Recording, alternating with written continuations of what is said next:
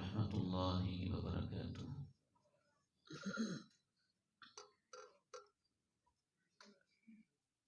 الحمد لله نحمده ونستعينه ونستغفره ونعوذ بالله من شرور أنفسنا ومن سيئات أعمالنا.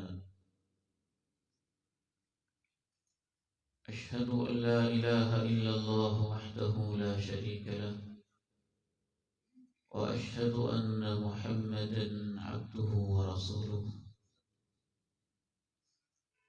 صلى الله عليه وعلى آله وصحبه وسلم.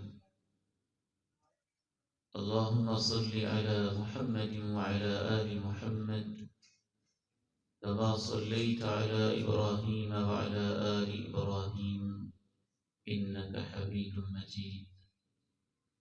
اللهم بارك على محمد وعلى آل محمد كما باركت على إبراهيم وعلى آل إبراهيم إنك حميد مجيد.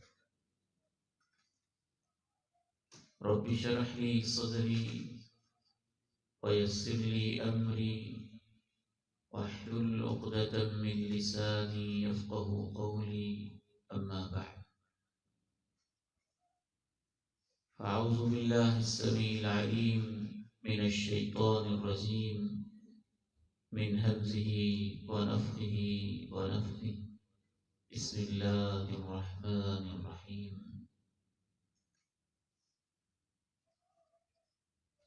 وجاءت سكرة الموت بالحق ذلك ما كنت منه تحيد ونفخ في الصور ذلك يوم الوعيد.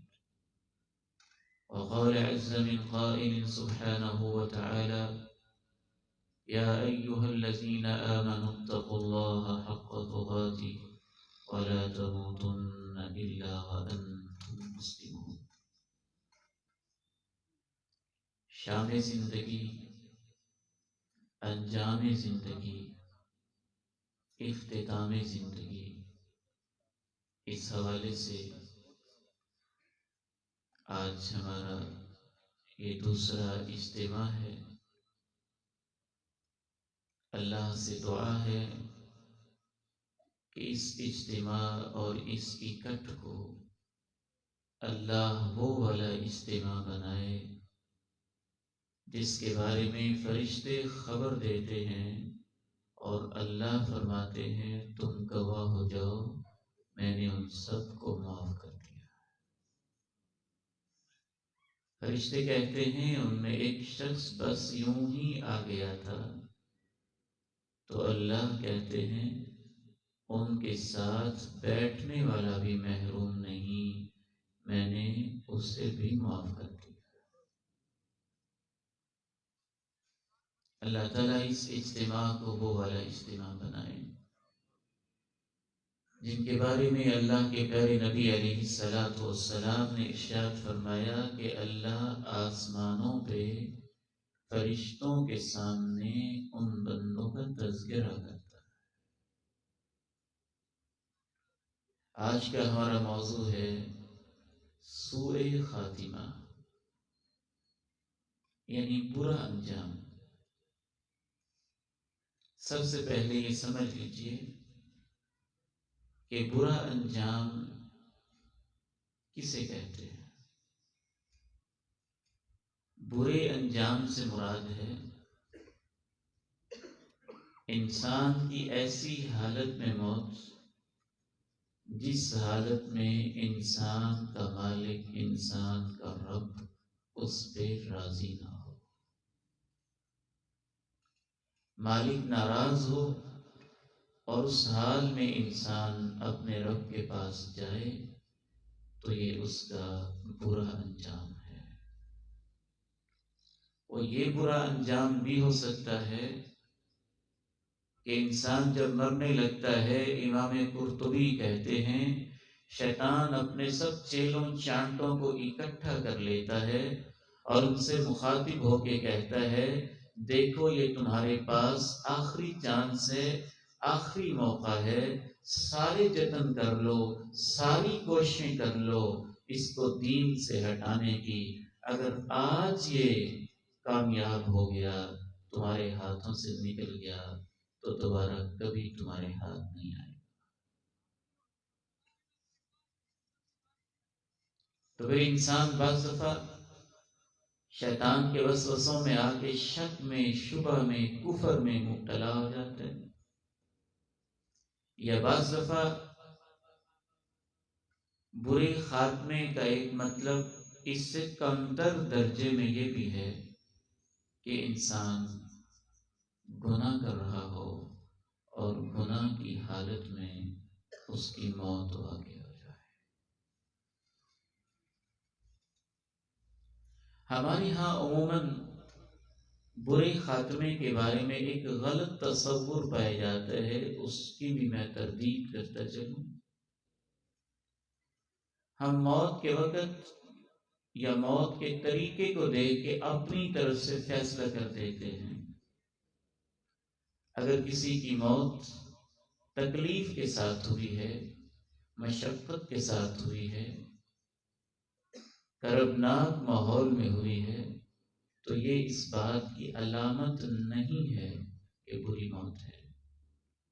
بعض دفعہ بڑے بڑے نیک بندوں کی بھی روح اس وجہ سے تکلیف کے ساتھ نکالی جاتی ہے کہ جو ان کو اللہ نے جنت میں بلند درجہ دینا ہے، ان کے اعمال اس درجے کے لیول کے نہیں ہوتے۔ موت کی سختیوں کے ذریعے اللہ ان کو اس درجے تک پہنچا دیتا ہے۔ اس کائنات میں سب سے اونچا درجہ جس کے برابر کسی کا درجہ نہیں ہے، جنت کے 100 درجات ہیں، 2 درجوں کے درمیان اتنا فاصلہ ہے جتنا 100 سال کے اندر فاصلہ طے ہوتا ہو، جتنا زمین آسمان کا فاصلہ ہے۔ سب سے اونچی جنت میں ایک ہی درجہ ہے جس پہ دونوں جہانوں کے سردار، میرے اور آپ کی آنکھوں کا نور، دل کا سرور، امام الانبیاء محمد الرسول اللہ صلی اللہ علیہ وسلم جلوہ افروز منگے، وہ مقام وسیلہ اور درجہ رفیع ہے، مقام محمود ہے اور سب سے اونچا مقام ہے۔ لیکن آپ جب رب تعالیٰ کے پاس جا رہے تھے تو آپ علیہ الصلاۃ والسلام نے برتن میں ہاتھ ڈالا ہوا تھا اور آپ فرما رہے تھے ان للموت سکرات، موت کی بڑی سختیاں ہوتی ہیں۔ سیدہ فاطمہ زہرا رضی اللہ تعالی عنہا پاس بیٹھی ہوئی تھی اور عرض کرنے لگی واہ کرب ابا، ہائے میرے ابا جان، آپ کو تکلیف ہو رہی ہے۔ آپ نے ارشاد فرمایا بیٹی کہ آپ کے باپ کی سب سے آخری تکلیف ہے اور اس کے بعد کوئی تکلیف نہیں ہے۔ حضرت عائشہ رضی اللہ تعالی عنہا ارشاد فرماتی ہیں کہ میں نے جب یہ دیکھا تو اس وقت مجھے اندازہ ہوا کہ موت کے وقت کوئی سختی یا تکلیف یہ برے خاتمے کی علامت نہیں ہے۔ برے خاتمے کی علامت ہے اللہ کی نافرمانی میں رب کے پاس چلے جانا، چوری کی حالت میں چلے جانا، ڈاکہ ڈالتے ہوئے پولیس مقابلے میں چلے جانا، ڈیرے پہ شراب پیتے ہوئے پیٹ میں شراب لے کے چلے جانا، جوا کھیلتے ہوئے اس کے پاس چلے جانا، فلمیں دیکھتے ہوئے اس کے پاس چلے جانا، ڈرامے دیکھتے ہوئے اس کے پاس چلے جانا، گندی تصویروں کی براؤزنگ کرتے ہوئے اس کے پاس چلے جانا، اسلام آباد کے موٹر وے پہ تھرکتے ناچتے بدن کو دیکھتے ہوئے اس کے پاس چلے جانا، گناہوں کی حالت میں چلے جانا، سود کے مکان میں رہتے ہوئے توبہ کیے بغیر اس کے پاس چلے جانا، لوگوں کا مال ہڑپ کر کے واپس کیے بغیر اس کے پاس چلے جانا، برائی کی حالت میں گناہوں کی معافی مانگے بغیر رب کے پاس چلے جانا، یہ برا خاتمہ ہے۔ بڑے بڑے اسلاف کو بڑی بڑی موت سے پہلے تکلیفیں آئیں۔ سیدہ آسیہ جب رب کے پاس جا رہی تھی تو ان کے جسم پہ کیل گاڑے ہوئے تھے، دھوپ میں ان کو لٹایا ہوا تھا، ان کے سینے پہ پتھر رکھا ہوا تھا۔ جناب بلال حبشی رضی اللہ تعالی عنہ و ارضا نے زندگی میں کتنی تکلیفیں سہی تھیں۔ اسلام کی پہلی شہیدہ سیدہ سمیہ رضی اللہ تعالی عنہ جب رب کے پاس جا رہی تھی تو ظالم درندے نے آپ کی 2 ٹانگوں کو 2 اونٹوں کے ساتھ بندھا ہوا تھا اور درمیان میں تلوار ماری تھی اور جسم کے 2 ٹکڑے کیے تھے، اور اس حال میں وہ اپنے اللہ کے پاس جا رہی تھی۔ والد گرامی رحمہ اللہ رحمتاً واسعہ نے مجھے بتایا، وہ علماء جو آزادی کا نام لیتے تھے، حریت پسند تھے، جہاد کا نام لیتے تھے، انگریزوں نے ان کے لیے وہ انتظام کیے تھے اور بعض ایسی کال کوٹھڑیاں ان کے لیے رکھی تھیں جو 2-3 فٹ کی ہوتی تھیں اور اس کے بھی چاروں طرف کانٹے لگے ہوتے تھے، اور اس کے اندر انسان صرف کھڑا ہو سکتا تھا، بیٹھ بھی نہیں سکتا تھا، اگر حرکت بھی نہیں کر سکتا تھا، حرکت کرتا تھا تو کانٹے اور کیل چبھتے تھے، اور اس حالت میں وہ کلمہ حق کہتے ہوئے اپنے رب کے پاس چلے گئے۔ اپنا یہ تصور درست کر لیں۔ رنگ کا بدل جانا یہ بھی کوئی علامت نہیں ہے کہ بری موت ہے۔ بعض بیماریاں ایسی ہوتی ہیں کہ ان بیماریوں کی وجہ سے رنگ بدل جاتا ہے، بعض تکلیفیں ایسی ہوتی ہیں کہ ان کا اثر مرنے کے بعد ظاہر ہوتا ہے، بعض اندرونی ڈیزیزز ایسی ہوتی ہیں کہ اس کے بعد انسان کا پیٹ پھول جاتا ہے، اور بعض لوگوں کی قسمت میں اللہ نے آزمائشیں اتنی لکھی ہوتی ہیں، جن بیماریوں کو آپ سمجھتے ہیں کہ یہ برے خاتمے کی علامت ہے، کبھی یہ نہ سمجھنا۔ بعض بیماریاں ایسی ہیں جیسے جیسے بیماریاں بڑھتی جاتی ہیں انسان کا درجہ بلند ہوتا جاتا ہے۔ وہ جل کے مر گیا تو اللہ کے نزدیک وہ شہید ہے، وہ سمندر کے پانیوں میں ڈوب کے مر گیا تو اللہ کی عدالت میں وہ شہید ہے، وہ کسی کریش کے اندر مر گیا تو اللہ کی راہوں میں وہ شہید ہے، وہ پیٹ کی تکلیف سے مر گیا تو اللہ کے پیغمبر کے نزدیک وہ شہید ہے، وہ طاعون کی تکلیف سے مر گیا تو اللہ کے پیغمبر کے فیصلے کے مطابق وہ شہید ہے۔ یہ ہمارے غلط تصور ہیں کہ پتہ نہیں کس گناہ کی وجہ سے پکڑا گیا۔ آپ کو اللہ نے جج بنایا ہے، آپ نے لوگوں کی آخرت کے فیصلے کرنے ہیں، آپ کے ہاتھ میں قضا کا قلم تھمایا ہے اللہ نے، خواہ مخواہ دین میں اپنی طرف سے فیصلے جاری نہ کیا کریں۔ جناب ایوب علیہ السلام پہ بیماری کی تکلیف کچھ کم آئی تھی؟ کس کس تکلیف کے اندر انہوں نے زندگی بسر کی تھی؟ اللہ کے نیک بندوں پہ بیماریوں کے حملے کچھ کم ہوئے تھے؟ حضرت عمر رضی اللہ تعالی عنہ کے دور میں طاعون کی بیماری پھیلی اور ایک ایک دن کے اندر طاعون کی اس تکلیف والی بیماری میں ہزار ہزار جنازے اٹھتے تھے، پھوڑے نکلتے تھے، اندر ہی اندر بہتے رہتے تھے، جسم پہ ورم ہو جاتا تھا، سرخی آ جاتی تھی، تکلیف ہوتی تھی۔ وَلَنَبْلُوَنَّكُمْ بِشَيْءٍ مِّنَ الْخَوْفِ وَالْجُوعِ وَنَقْصٍ مِّنَ الْأَمْوَالِ وَالْأَنفُسِ وَالثَّمَرَاتِ وبشر الصابرين الذين إذا أصابتهم مصيبة قالوا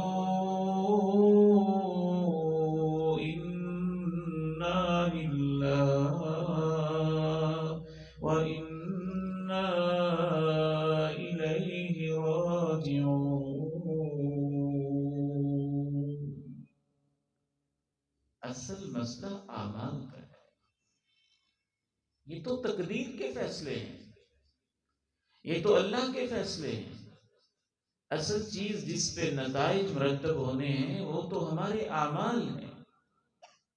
کہیں وہ ایسا کام تو نہیں کر رہا جس سے اللہ نے روکا ہے، اور اللہ کے روکے ہوئے کام کو کرتے کرتے ہی وہ اللہ کے پاس چلا گیا ہے، یہ برا خاتمہ ہے. برائی کی حالت میں چلا گیا ہے، یہ برا خاتمہ ہے. توبہ کیے بغیر چلا گیا ہے، یہ برا خاتمہ ہے. لوگوں کے حقوق پہ ڈاکے ڈال کے چلا گیا ہے، یہ برا خاتمہ ہے. ماں باپ کو ستا کے معافی مانگے بغیر چلا گیا ہے، یہ خاتمہ ہے برا. یہ تو آزمائشیں ہوتی ہیں، تکلیفیں ہوتی ہیں. بعض دفعہ گناہگاروں پہ آتی ہیں تو ان کے گناہ مٹ جاتے ہیں، نیک لوگوں پہ آتی ہیں تو ان کے درجے بلند ہو جاتے ہیں. البتہ یہ آپ ذہن میں رکھیے کہ پھر اس برے خاتمے کا تعلق ہماری ظاہری دنیا کے ساتھ نہیں ہوتا. وہ برا خاتمہ اس کی سزائیں عالم برزخ میں مل رہی ہوتی ہیں،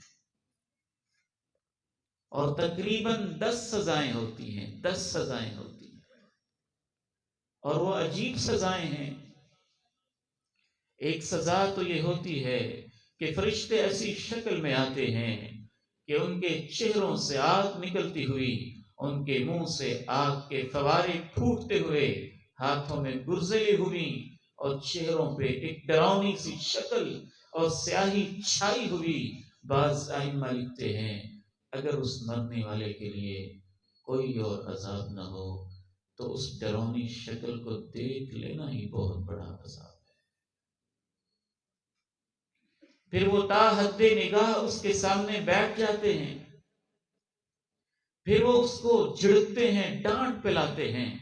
ایتھا النفس الخبیثہ، او گندے انسان، او گندی روح، نکل اس جسم سے.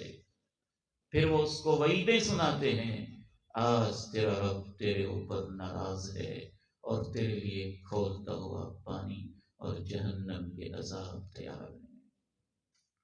5ویں سزا پھر اس کو جہنم میں اس کی جگہ دکھا دی جاتی ہے.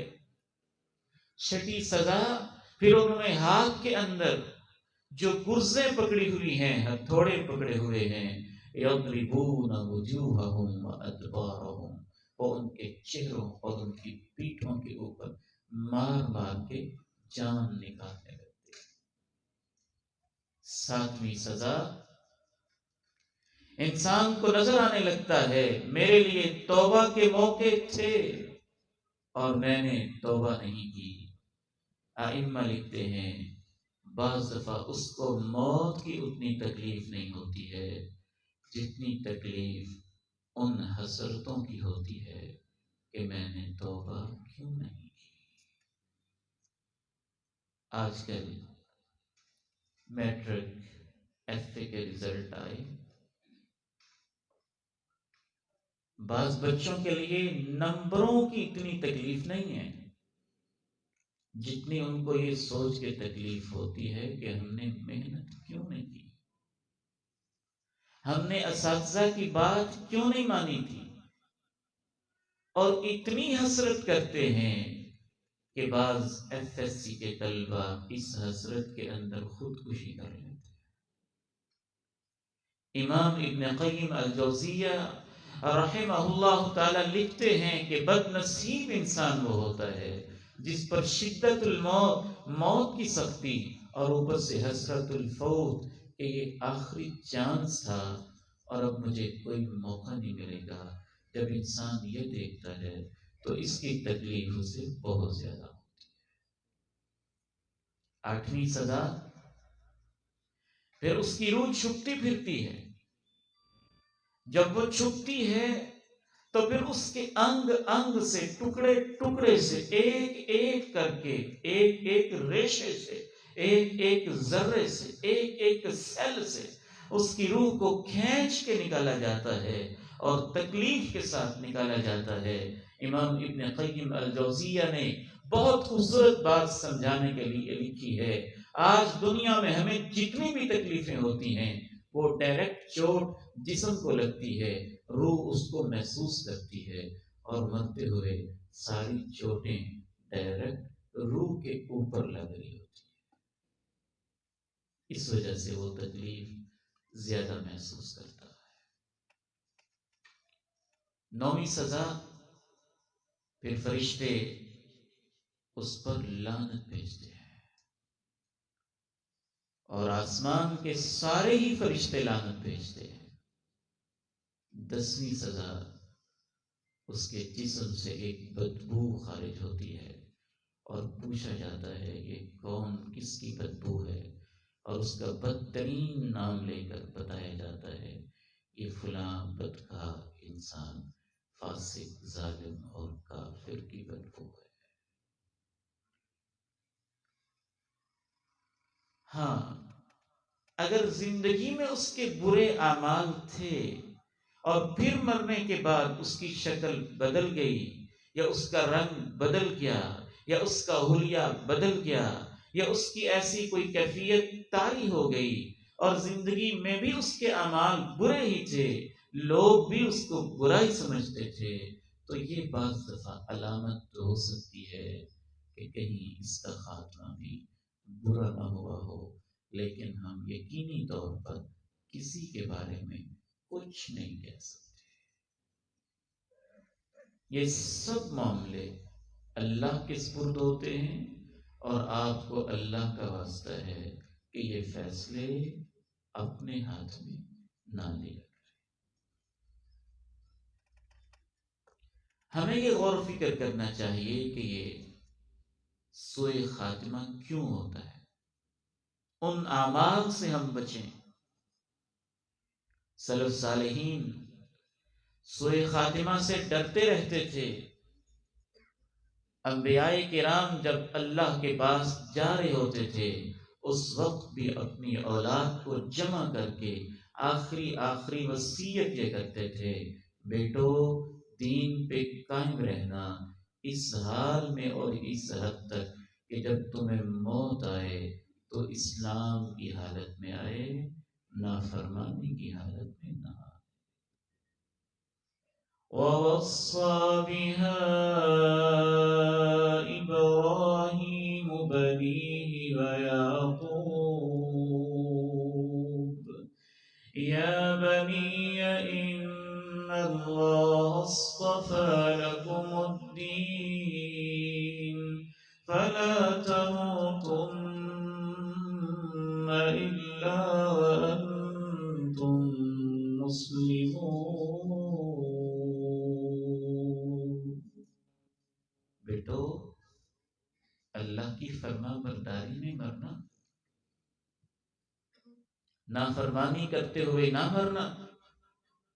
تابعی کہتے ہیں میری 30 صحابہ سے ملاقات ہوئی اور 30 کے 30 صحابہ ڈرتے ہی رہتے تھے کہیں ہمارا خاتمہ برا نہ ہو، ہمارے اندر کہیں کوئی منافقت کی نشانی نہ ہو.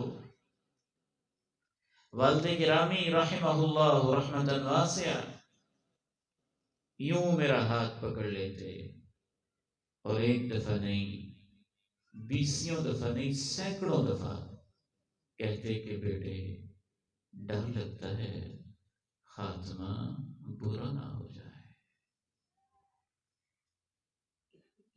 خاتمہ برا نہ ہو جائے. دعا کیا کریں کہ اللہ خاتمہ بالایمان فرمائے. ایک آتا کہتا بابا جی آپ کو صحت دے، کہتے آمین. آپ کو عافیت دے، کہتے آمین. صحت والی زندگی دے، کہتے آمین. اور خاص خوشی نہ ہوتی اگر کوئی آ کے یہ کہتا کہ بابا جی اللہ میرا اور آپ کا خاتمہ بالایمان فرمائے تو تھپکی دیتے، گلے لگاتے، کہتے دعا تو نے دی ہے، تو نے دعا دی ہے۔ کیونکہ رسول اللہ صلی اللہ علیہ وسلم نے فرمایا انما الاعمال بالخواتیم، زندگی کے تمام اعمال کا انجام اور نتیجہ مرتب ہوتا ہے خاتمے کے مطابق۔ کیوں برا ہوتا ہے؟ 10-12 وجوہات میں نے جمع کی قرآن و سنت کی روشنی میں، ان میں سے چند ایک آپ کے سامنے رکھتا ہوں۔ پہلی وجہ، خاتمہ برے ہونے کی پہلی اور بنیادی وجہ عقیدے کی خرابی ہے۔ اگر انسان کے عقیدے میں کفر ہے، اگر انسان کے عقیدے میں شرک ہے، اگر انسان کے عقیدے میں کمزوری ہے، اللہ تعالیٰ کے ساتھ اس کا تعلق کمزور ہے، وہ اٹھتے بیٹھتے چلتے پھرتے اللہ سے لوگ نہیں لگاتا ہے، اس کی زبان پہ کبھی کس کا نام، کبھی کس کا نام، کبھی کیسے، وہ ایک در کا ہو کے نہیں رہتا، کبھی ادھر بھٹکتا ہے، کبھی ادھر بھٹکتا ہے۔ اس کی جھولیاں ہمیشہ اس رب کریم کے سامنے نہیں پھیلتی ہیں۔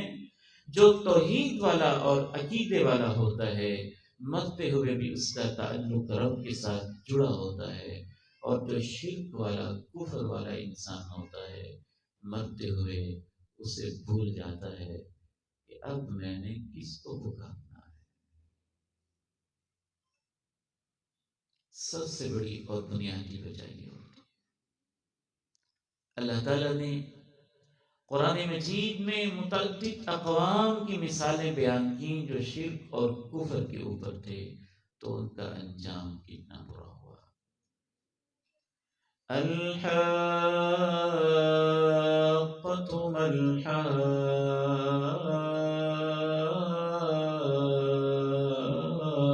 الحاقۃ وما أدراك ما الحاقۃ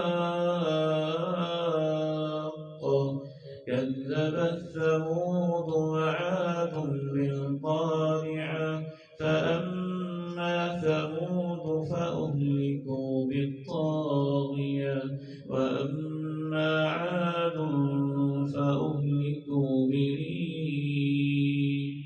بريح صرصر عاتية سخرها عليهم 7 ليال و8 أيام حسوما فترى القوم فيها صرعا كأنهم أعجاز نخل خاوية فهل ترى لهم من باقية۔ قوم عاد اور قوم ثمود پوری زندگی رب کی بغاوت میں گزری، کفر میں گزری، نافرمانیاں کرتے ہوئے گزری۔ اللہ رب العزت نے اتنا برا انجام کیا، کسی کے اوپر تند و تیز ہواؤں کے جھکڑ بھیجے، باپ بیٹے سے ٹکرایا، بیٹا باپ سے ٹکرایا، ماں بیٹی سے ٹکرائی، بیٹی ماں سے ٹکرائی، رشتہ دار سے ٹکرایا، جھکڑ چلتے رہے، دروازے بجتے رہے، حتیٰ کہ پوری کی پوری قوم کو اللہ رب العزت نے اکھاڑے ہوئے کھجور کے درختوں اور تنوں کی طرح ان کی لاشوں کو نیچے گرا۔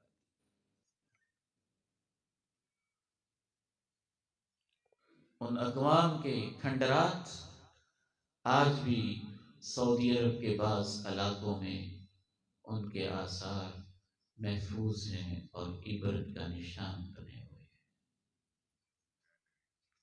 دوسری بنیادی وجہ انسان کے اندر کی منافقت ہے۔ جب انسان کا ظاہر کچھ اور ہو، باطن کچھ اور ہو، زبان پہ کچھ اور ہو، دل میں کچھ اور ہو، تو منافقت خطرناک ترین وہ سبب ہے جس وجہ سے پھر مرتے ہوئے اللہ اس کے اندر کو نکال کے باہر پھینک دیتا ہے اور لوگوں کو دکھا دیتا ہے کہ یہ اندر سے ایسا تھا۔ عبداللہ ابن ابی رئیس المنافقین، بدترین انسان، بظاہر تو بڑی محبت کی باتیں بھی کر جاتا تھا، اس کا ڈیرا تھا، اور جمعے کے بعد اپنے ڈیرے پہ لوگوں کو جمع کرتا اور کہتا دیکھو ٹھیک ہے میں تمہارا سردار بننے والا تھا، لیکن اب مدینے والی ہستی آ چکی ہیں، اب تم نے ان کی فرما برداری کرنی ہے، اب تم نے ان کی اطاعت کرنی ہے۔ اوپر سے اس طرح کی باتیں کرتا رہتا، کبھی کبھی جہاد میں ساتھ بھی چلا جاتا، لیکن جب بھی اس کو موقع ملتا مسلمانوں کی پیٹھ کے اندر نشانہ لگا کے ایسا چھرا گھونپتا، اور اتنا بدترین انسان تھا کہ اس نے ہماری ماں کو اور پیغمبر کے گھرانے کو بھی معاف نہ کیا۔ قربان چاہیے اللہ کے پیارے نبی کے اخلاق کیسے تھے، کیا رحمت تھی، کیا مودت تھی، کیا شفقت تھی، کیا عالم تھا ان کے اخلاق کا۔ مر گیا یہ مردود، بیٹا آ گیا، ابا جی گزر گئے ہیں، خواہش ہے جنازہ آپ پڑھا دیں، میں پڑھا دیتا ہوں، خواہش ہے آپ اپنا جبہ بھی پہنا دیں، میں پہنا دیتا ہوں، خواہش ہے لعاب مبارک بھی نکال کے کچھ اس کے منہ میں ڈال دیں، شاید وہ اسی طرح ہی معاف ہو جائے، کر دیتا ہوں۔ سب کچھ کر دیا، اور آسمانوں سے آواز آئی، آپ 70 مرتبہ بھی اس منافق کے لیے معافی مانگیں گے اے میرے محبوب تو آپ کا رب اسے معاف نہیں کرے گا، کیونکہ یہ اللہ کے پیغمبر کا بھی گستاخ تھا۔ یہ تو آپ کی اعلیٰ ظرفی تھی، یہ تو آپ کی محبت تھی کہ آپ ان میں سے کسی چیز کا تذکرہ نہیں کر رہے تھے، لیکن تکلیفیں تو اس نے بہت شدید دی تھی۔ ایک شخص میدان جہاد میں تھا، آپ نے اس کی طرف اشارہ کیا، فرمایا یہ جہنمی ہے، جہنمی ہے۔ صحابہ حیران، یہ تو جہاد کر رہے، مسلمانوں کے ساتھ ہے، اللہ کے پیارے نبی فرما رہے ہیں یہ جہنمی ہے۔ جناب ابو ہریرہ اس حدیث کے راوی ہیں، غزوہ خیبر کا موقع ہے، خیبر کے بعد کا موقع ہے، ابو ہریرہ اس منظر کو دیکھ رہے ہیں یا کسی دوسرے صحابی سے سن رہے ہیں، کہتے ہیں جب آپ نے فرمایا یہ جہنمی ہے، بعض صحابہ کو دھچکا سا لگا، وہ دیکھنے لگے، لیکن انہوں نے دیکھا بڑا بہادر ہے، بڑا جرأت مند ہے، بڑا دلیر ہے، اس نے تو بڑے کافروں کی گردنیں اڑائی ہیں۔ کہتے ہیں کہ ہم میں سے بعض کو بڑا ہی دھچکا لگا کہ اللہ کے پیارے نبی نے اتنے بہادر شخص کو جہنمی کہہ دیا۔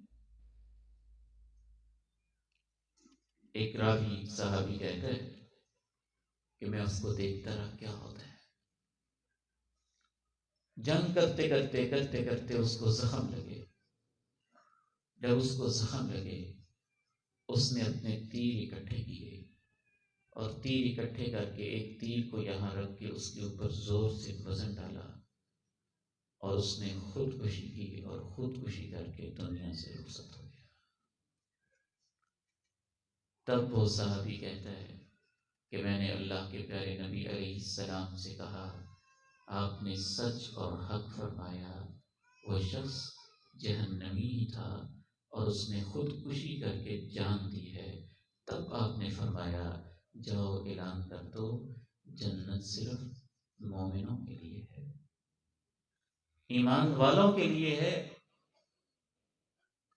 مجھے اور آپ کو اس دور کے اندر سب سے بڑا مسئلہ جو ہمارے لیے ایک چیلنج بن گیا ہوا ہے وہ یہ درپیش ہے کہ ہم لوگوں کو اچھا دکھانا چاہتے ہیں، کاش کہ ہمیں اتنی ہی فکر لاحق ہو جائے کہ جو دلوں کے حال کو جانتے والا رب ہے ہم اس کے سامنے اچھے ہو جائیں۔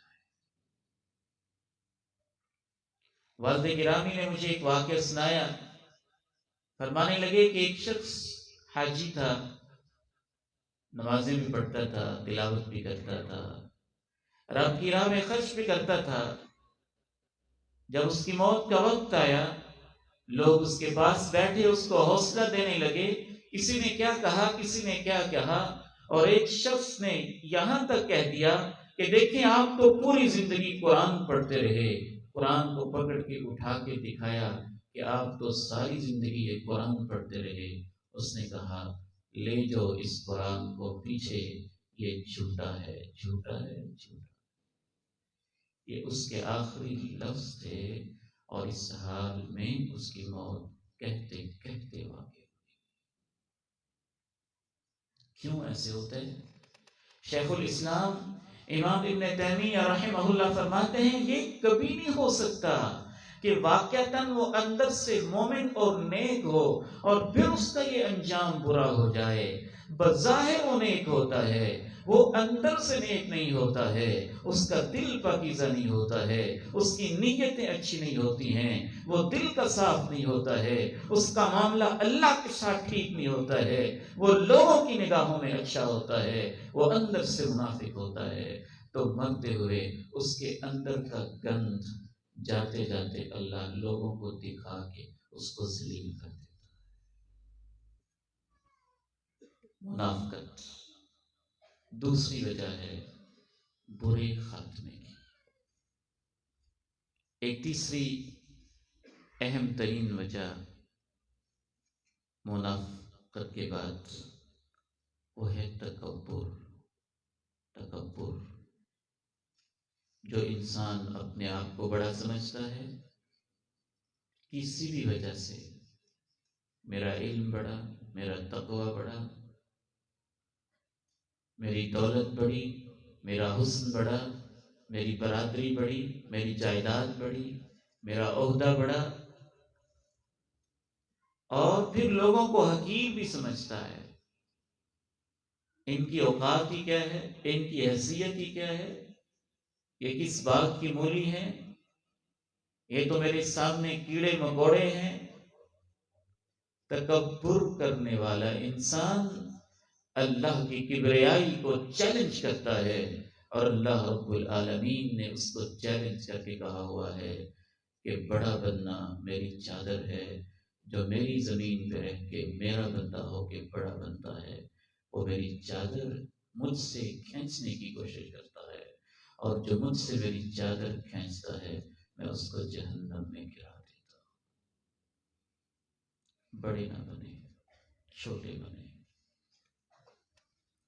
تواضع، عاجزی، انکساری۔ اللہ کے پیارے نبی نے حلفاً کہا کہ جب بھی کوئی شخص رب کی رضا کی خاطر جھک جاتا ہے اللہ اس کو اٹھا دیتا ہے۔ وہ جھکتا ہے تو اللہ اس کو اٹھا دیتا ہے۔ ان بڑوں میں سے ہی دو بڑوں کا انجام قرآن نے بڑا خوب بیان کیا ہے۔ ان میں سے ایک کا نام فرعون تھا، حد درجہ متکبر تھا، انا ربکم الاعلی کے نعرے لگاتا تھا۔ اللہ کے پیارے نبی ارشاد فرماتے ہیں، قرآن مجید بھی اس کا تذکرہ کرتا ہے، اللہ کے پیارے نبی اس کی وضاحت کرتے ہیں، بنی اسرائیل کی عورتوں کو گھروں میں نوکرانیاں بنانے کے لیے، لونڈیاں بنانے کے لیے، نکاح رچانے کے لیے زندہ رکھتا تھا، ان کے مردوں کو مخصوص تعداد کے بعد ذبح کر دیتا تھا، قتل کر دیتا تھا، تہہ تیز کر دیتا تھا، اور اپنے آپ کو رب اعلیٰ کہتا تھا۔ اپنے جتنے بھی سیاسی مخالف ہوتے تھے ان کو زمین میں لٹا کے اوپر کیل گاڑ دیتا تھا، کسی کو کیسی سزائیں، کسی کو کیسی سزائیں۔ یہ بڑا ہی متکبر انسان تھا، اور اپنی آخری حدیں بھی کراس کر چکا تھا۔ رب العالمین کی طرف سے جب اس کی بری موت کا وقت آیا، برے خاتمے کا وقت آیا، برے انجام کا وقت آیا، اللہ نے جناب موسیٰ سے کہا بنی اسرائیل مظلوم لوگ ہیں، فرعون ان پہ طرح طرح کے اپنے تکبر کی وجہ سے ظلم و ستم کی کہانیاں رقم کر رہا ہے، آپ بنی اسرائیل کو یہاں سے لے کے نکل پڑیں، جناب موسیٰ نکل پڑتے ہیں، اور یہ اتنا متکبر کہ کہتا ہے ہمارے نوکر ہو کے ہماری اجازت کے بغیر چل رہے ہیں، پکڑو ان کو۔ خود آگے ہوا، اس کے وزیر، اس کے مشیر، اس کے بڑے بڑے چمچے چیلے چانٹے سارے ساتھ، چلو جی پکڑتے ہیں۔ پوری فوجوں کے ساتھ، شان و شوکت کے ساتھ، کر و فر کے ساتھ، خود آگے قیادت کرتے ہوئے سب کو لے کے باہر نکلا۔ اور وہ مظلوم لوگ بنی اسرائیل کے جب انہوں نے سامنے سمندر کی لہریں دیکھی، پیچھے فرعون کی فوجیں دیکھی، ان کا ایمان بھی اتنا کمزور، کہنے لگے موسیٰ تمہارے آنے کے بعد بھی ہمارا یہ حال ہے، تمہارے آنے سے پہلے بھی ہمارے اوپر ظلم ہوتے تھے، کہا خبردار جو ایسی بات کی، میں جو کر رہا ہوں رب کے حکم سے کر رہا ہوں۔ اللہ رب العزت کا حکم ہوا، سمندر میں راستے بنے، بنی اسرائیل راستوں کے ذریعے سے پار کر گئے، اور جب ان کی باری آئی اللہ نے ان کو پانیوں میں ڈبو ڈبو کے مارا تھا۔ جناب جبریل آئے، کہنے لگے اے اللہ کے پیارے نبی، کاش وہ آپ منظر دیکھتے جب فرعون مر رہا تھا نا، تو اس وقت وہ بھی کہہ رہا تھا آمنت برب موسیٰ و ہارون، اب میں مانتا ہوں کہ رب تو وہ ہے جو موسیٰ اور ہارون کا رب ہے۔ لیکن تب تو موت کے فرشتے نظر آ رہے تھے، اس کے کہنے کا فائدہ ہی کیا تھا، توبہ کے دروازے بند ہو چکے تھے۔ جبریل امین کہتے ہیں میں پھر بھی نیچے سے کیچڑ اٹھا اٹھا کے اس کے منہ میں ڈال رہا تھا کہ اللہ بڑا مہربان ہے، کہیں اس فرعون پہ مہربان نہ ہو جائے۔ تکبر، اس سے انسان کا انجام بہت برا ہوتا ہے۔ ابو لہب کا بھی یہی مسئلہ تھا، اس میں بھی حد درجہ تکبر تھا، اللہ کے پیارے نبی علیہ السلام کا رشتے میں تایا رکھتا تھا، اور آپ کی گستاخیاں حد درجہ کرتا تھا۔ جب اس کی موت کا وقت آیا، جسم کے اندر ایسے کیڑے پڑے اور بدبو کے ایسے ببوکے اٹھے کہ ان کی تاب نہ لاتے ہوئے دنیا سے گزرا، مرا، اور مرنے کے بعد اس کے حقیقی بیٹے بھی اس کے قریب نہ آئے، اور انہوں نے ایک حبشی کالے کو کرایہ دیا، اور اس کالے حبشی نے لمبا سارا ایک ڈنڈا بنا کے، ایک سٹک اور لاٹھی بنا کے دور سے ایک گڑھا کھود کے اس کی لاش کو دھکے دے دے کے اس گڑھے کے اندر پھینکا، پھر اوپر سے پتھر پھینک کے جب اس کی بدبو کم ہوئی پھر اوپر کنکر اور طرح طرح کی چیزیں ڈالی۔ تکبر کرنے والوں کا بعض دفعہ انجام ایسا ہی ہوتا ہے۔ تبت یدا ابی لہب وتب ما اغنى عنه ماله وما كسب سيصلى نارا ذات لهب وامرأته حمالة الحطب في جيدها حبل من مسد۔ اللہ کے پیارے نبی سے کہتے ہیں نعوذ باللہ، ہاتھ ٹوٹ جائیں تیرے میرے بھتیجے، کیا تو نے ہمیں اس مقصد کے لیے اکٹھا کیا تھا؟ آپ تو رحمت للعالمین تھے، آپ کی عظمتوں کا اس بدبخت کو کیا اندازہ تھا؟ آپ خاموش بھی ہو گئے تو اس ہستی کی عظمت ایسی تھی، جب بھی اللہ کے پیارے نبی پہ کسی نے کیچڑ اچھالا اللہ نے خود آسمانوں سے جواب دے دیا، خود جواب دے دیا۔ اور خصوصاً جو تکبر میں آ کے پیغمبر کی گستاخی کرتے ہیں، اللہ کے نبی کے دور سے لے کے آج تک اور آج سے لے کے قیامت تک ان کا انجام تو پوری دنیا کے لیے عبرت کا نشان بن جاتا ہے۔ ایک چوتھی وجہ جس وجہ سے انجام برا ہوتا ہے وہ ظلم کرنا ہے. ظلم کرنا، ظالم کا انجام بہت برا ہوتا ہے.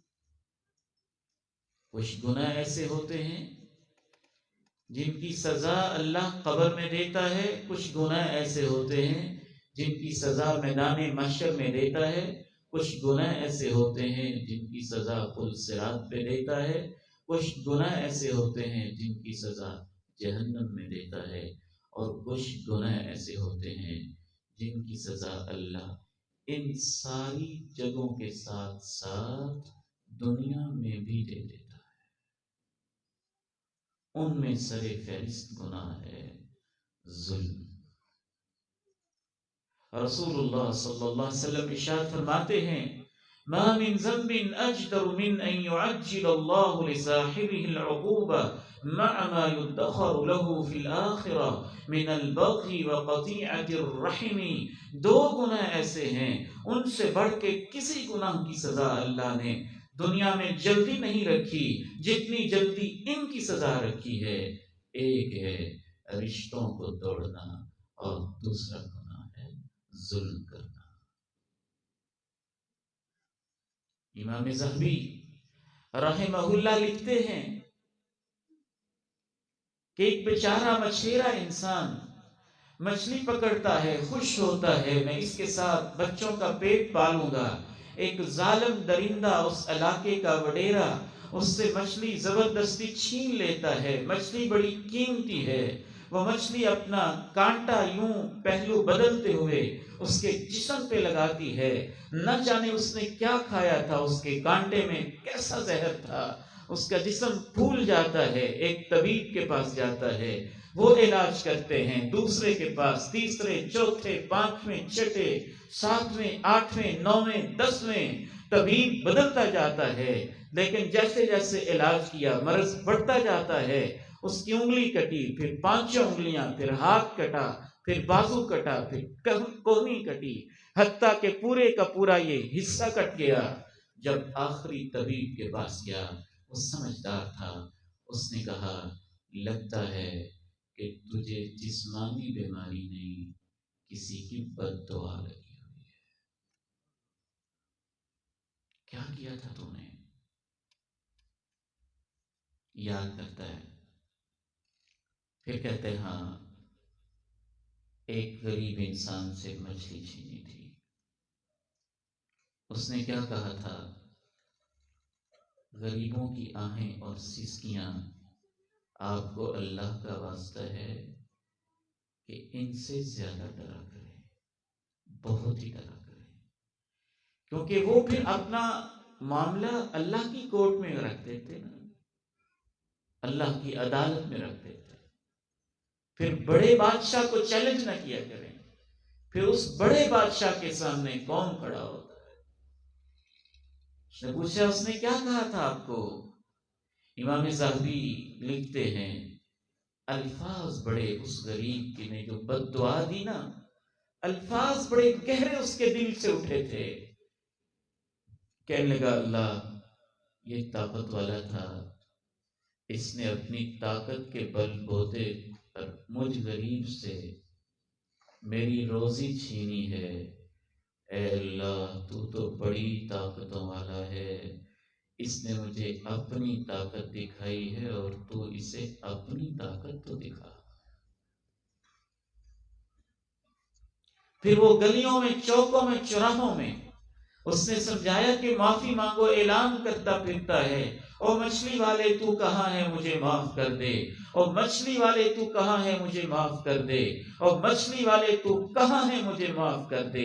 آخر وہ ملتا ہے، اس سے معافی مانگتا ہے، تب جا کے اللہ رب العزت اس کو شفا دیتے ہیں اور اسے آرام دیتے ہیں. لیکن ظالم بڑے ظالم ہوتے ہیں.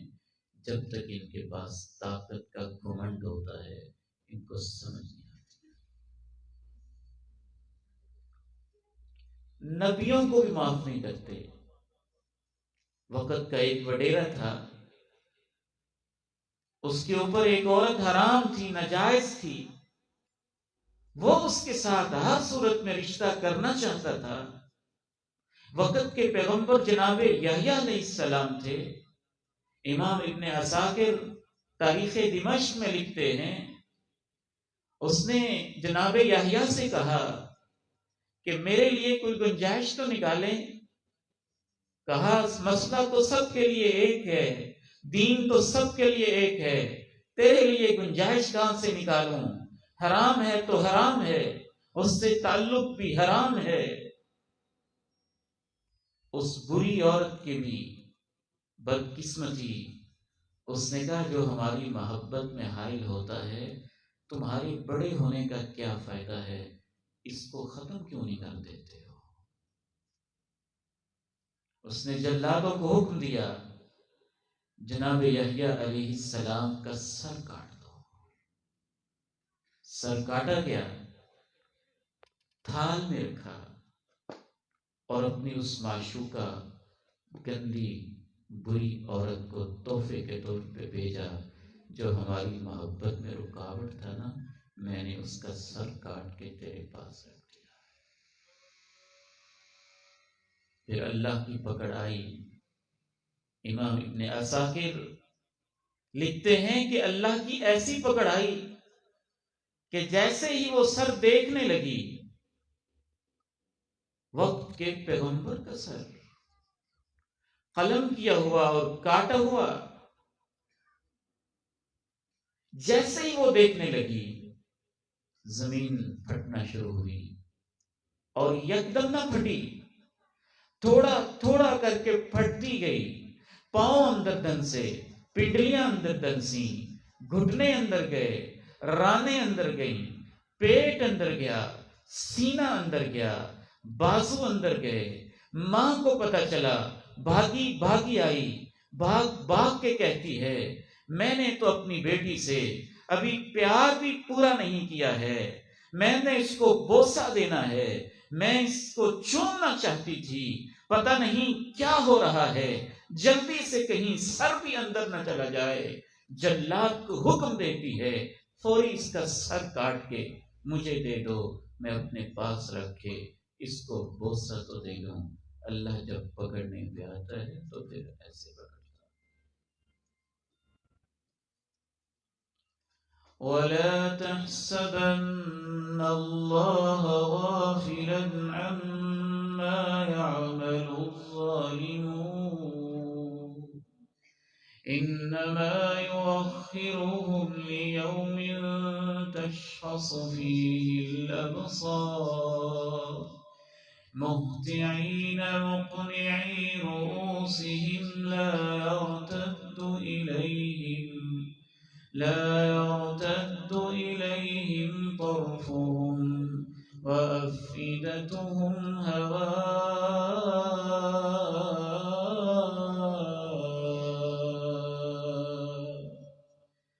ولا تحسبن الله غافلا عما يعمل الظالمون۔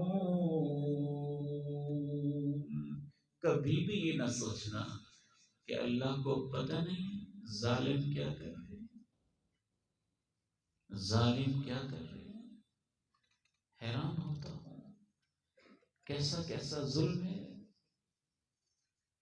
اور کیسی کیسی ہماری خاموشیاں ہیں، کیسی ہماری مجبوریاں ہیں۔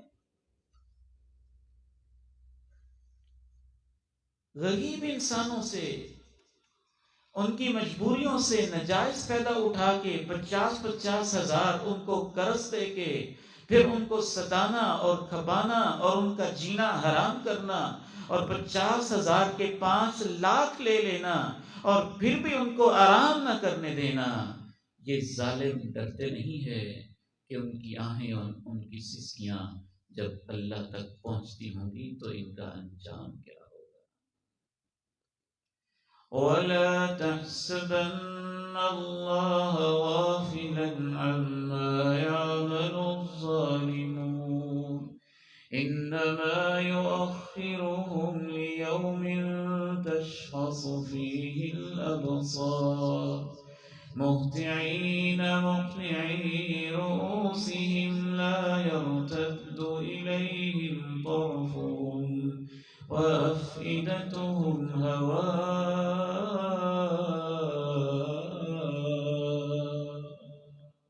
اور اس ظلم میں ایک بدترین ظلم ماں باپ پر ظلم ہے. ماں باپ پر ظلم، ان کے ساتھ برا سلوک. ابو اسحاق الفزاری رحمہ اللہ بیان کرتے ہیں، ہمارے ساتھ ایک بہت ذہین طالب علم ہوتا تھا، ذہین انسان تھا، سمجھدار انسان تھا. حدیثیں اس کو بڑی فر یاد ہوتی تھیں. جب اس کی موت کا وقت آیا، ہم اس کے سرانے بیٹھے، جب بھی کوئی بات کرتے تو تیزی کے ساتھ، بڑی اسی رفتار کے ساتھ باتیں کرتا.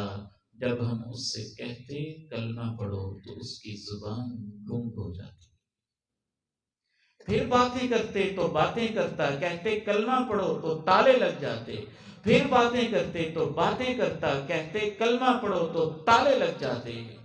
اور اسی حالت میں اس کی وفات ہوئی. میں نے لوگوں سے پوچھا اور تحقیق کرتے کرتے میں اس کے گھر پہنچا تو مجھے اس کی ماں نے بتایا پڑھائی میں اچھا ہوگا لیکن میرے اوپر بڑے ظلم کرتا تھا. وَلَا تَحْسَبَنَّ اللَّهَ غَافِلًا عَمَّا يَعْمَلُ الظَّالِمُونَ. ایک چھٹی وجہ بیان کر کے اس کے بعد میں آپ سے اجازت چاہوں گا. ایک چھٹی وجہ برے خاتمے کی ہے گناہوں پر اصرار. گناہ کرنا برے خاتمے کی علامت نہیں ہے. یہ ہر انسان خطا کار ہے. برے خاتمے کی علامت ہے گناہوں پہ اڑے رہنا، گناہوں پہ ڈٹے رہنا، گناہوں پہ ڈٹائی اختیار کرنا، گناہوں پہ اصرار کرنا، ان پہ شرمندگی اور ندامت محسوس نہ کرنا، پوری زندگی ان کو کرتے رہنا، توبہ کا ورقہ ہی پھاڑ دینا اور توبہ کا خیال ہی دل سے نکال دینا. امام ابن قیم فرماتے ہیں کہ سب سے پہلے گناہ کا خیال آتا ہے. اس کو ہٹاؤ وگرنہ یہ ارادہ بن جائے گا، اس کو ہٹاؤ وگرنہ یہ عزم بن جائے گا، اس کو ہٹاؤ وگرنہ یہ عمل بن جائے گا، اس کو ہٹاؤ ورنہ یہ عادت بن جائے گا، اس کو بھی ہٹاؤ ورنہ یہ تمہاری فطرت بن جائے گا. اور جب وہ گناہ تمہاری فطرت بن جائے گا پھر خطرہ ہے کہ موت اسی گناہ کی حالت میں آئے گی. امام ابن قیم الجوزیہ رحمہ اللہ تعالی لکھتے ہیں ایک نہیں سینکڑوں واقعات ہیں کہ جو گناہوں کی زندگی میں رہے اور ان سے نکلنے کے لیے تیار نہ ہوئے اور توبہ کو انہوں نے کبھی نہ سوچا، ان کی موت بھی گناہوں کی حالت میں ہوئی. کیا آپ نے دیکھے نہیں کتنے ہی چور چوریاں کرتے ہوئے مارے گئے اور کتنے ہی ڈاکو عین چوک چوراہے میں ڈاکے کی حالت میں مارے گئے اور کتنے ہی بے حیا برائی کی حالت میں مارے گئے. بلکہ ایک عالم دین ایک عرب کے نوجوان کا واقعہ لکھتے ہیں، ہوٹل کی بکنگ کرواتا ہے، بے حیائی اور زنا کا عادی اور رسیا ہے. یہاں سعودی عرب میں اس کی خواہش کی تکمیل نہیں ہوتی. ماحول اس دور کا بڑا پاکیزہ تھا. باقاعدہ وہ امریکہ یا یورپ کے کسی علاقے میں ہوٹل کی بکنگ کرواتا ہے اور بند کمرے کے اندر عین برائی کی حالت میں اللہ اسے اپنے پاس لیتا ہے. یا ایھا الذین آمنوا اتقوا اللہ حق تقاته ولا تموتن الا وانتم مسلمون. اور ان سب کے پیچھے ایک اہم وجہ بری دوستی اور برا ماحول ہے. چھوڑ دیں اسے. یہ دین کی محفلیں، یہ خیر کی باتیں، یہ موت کے تذکرے، یہ قبر کے سلسلے، یہ قرآن کی آیتیں، یہ پیغمبر کی حدیثیں کسی خاص نہ پروجیکشن کے لیے ہیں نہ کسی خاص مقصد کے لیے ہیں. اللہ جانتا ہے اس میں بنیادی مقصد اپنی اصلاح اور اپنے معاشرے کی اصلاح ہے. وہ تصورات جو قرآن و سنت پہ مبنی ہیں. بری دوستیاں انسان کو کہیں کا نہیں چھوڑتی، اور جب اسے بری دوستیاں یاد آتی ہیں تو قرآن کہتا ہے وہ شخص اپنی انگلیوں کو چبا چبا کے کاٹ کاٹ کے کھا جاتا ہے، کاش میں نے برے دوست نہ بنائے ہوتے. اللہ تعالیٰ سے دعا کرتے رہنا چاہیے اللہ مجھے اور آپ کو برے خاتمے سے محفوظ فرمائے. اسی لیے التحیات میں ایک بڑی خوبصورت دعا ہے، آپ سب کو یاد ہی ہوگی، یاد نہیں ہے تو کر لیں، یاد ہے اور ترجمہ نہیں یا اس طرف سوچا نہیں تو آج سوچ لیں. ہم کہتے ہیں اللہم انی اعوذ بک من عذاب القبر، قبر کے عذاب سے اللہ میں تیری حفاظت میں آتا ہوں. واعوذ بک من عذاب جہنم، جہنم کے عذاب سے میں تیری حفاظت میں آتا ہوں. واعوذ بک من فتنۃ المحیا والممات، زندگی میں جو فتنے ہیں ان سے بھی، اور موت کے وقت جو آزمائشیں آ سکتی ہیں ان سے بھی اللہ میں تیری حفاظت میں آتا ہوں. بہت عظیم دعا ہے یہ، ہر التحیات میں لازماً پڑھیں، سلام پھیرنے سے پہلے اور معنی میں غور کر کے پڑھیں. یا مثبت القلوب ثبت قلبی علی دینک و طاعتک، یہ دعا بھی ضرور پڑھیں، اللہ میرے دل کو اپنے دین پہ قائم رکھنا. قرآن مجید کی یہ دعا بھی ضرور پڑھیں، ربنا لا تزغ قلوبنا بعد اذ ہدیتنا وہب لنا من لدنک رحمہ انک انت الوہاب. اے اللہ تو نے ہمیں دین کا راستہ دکھا دیا ہے، اب دکھانے کے بعد ہمارے دلوں کو کبھی ٹیڑھا نہ ہونے دینا. ہمارا تو پہلا اور آخری سہارا اللہ کی ذات ہے، اسی سے دعائیں کرتے رہیں. اے اللہ ہماری زندگی بھی ایمان والی بنا دے، ہماری زندگی شان والی بنا دے، اور ہماری موت ایمان والی بنا دے. وآخر دعوانا ان الحمد للہ رب العالمین. کل کا انشاءاللہ تعالی ہمارا موضوع بہت ہی اہم ہے، اور وہ موت کے بعد اگلا مرحلہ جنازے کا ہے. اس کی کیا حقیقت ہے، جنازے والے دن کی کیا اہمیت ہے، جنازے والے دن جو لوگوں کے کمنٹس اور تاثرات ہیں ان کی ہماری زندگی میں کیا اہمیت ہے، شان والے جنازے کیسے ملتے ہیں اور ان کے لیے کون سے اعمال کرنے چاہیے، اور انسان کن اعمال کی وجہ سے جنازے والے دن ذلیل و رسوا ہوتا ہے، ان اعمال سے کیسے بچنا چاہیے. اگر کچھ وقت بچا تو کچھ جنازے کی دعاؤں پر بھی بات ہو جائے گی، اگر فرصت ہوئی اور وقت بچا تو. بہرحال یہ دین کی مجلسیں، مجھے بھی ان کی ضرورت ہے، آپ کو بھی ان کی ضرورت ہے. یہ اسی طرح برپا ہوتی رہنی چاہیے، اور شوق سے جیسے آپ محبت سے آتے ہیں، آپ کی اس محبت کو دیکھ کے سچی بات ہے بہت ساری باتیں اللہ خود دل میں ڈال دیتا ہے، موقع پہ القاء کر دیتا ہے. بعض دفعہ ایک رحمت محسوس ہوتی ہے، بعض دفعہ محسوس ہونے لگتا ہے کہ اگر آج کا یہ معاملہ قبول ہو گیا تو شاید اللہ اس کی برکت سے ہمیں معاف کر دے گا. اللہ تعالیٰ آپ سب کی یہ محبت قبول فرمائے، نوجوان بیٹوں کا آنا قبول فرمائے.